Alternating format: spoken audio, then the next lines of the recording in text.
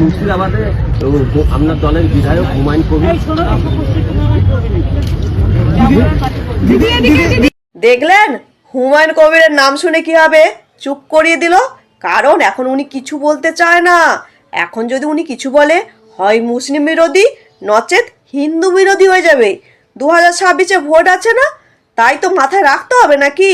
আর এই হুমায়ুন কবির এখন খারাপ, কিন্তু অধীর চৌধুরীকে হারানোর জন্যই এই হুমায়ুন কবিরকে ব্যবহার করেছিল নিজের স্বার্থে। আর হুমায়ুন কবিরকে সাসপেন্ড করেছে হাকিম চাচা। হাকিম চাচা কি বলছে? স্কুল কলেজ বিশ্ববিদ্যালয়। আচ্ছা, ক্ষমতায় আছে কারা? শিক্ষা নিয়ে দুর্নীতি করছে কারা? শিক্ষকদের কাঁদাচ্ছে কারা? হ্যাঁ, এসব কাকে জ্ঞান দিচ্ছে? বলছি, সাম্প্রদায়িকের কথা যদি বলেন, তাহলে জগন্নাথ মন্দির হলো কেন? সরকারি টাকায়। শিক্ষা স্বাস্থ্য নিয়ে কাদের চিন্তা করা উচিত? সেসব না করে এখন এই সব করছেন।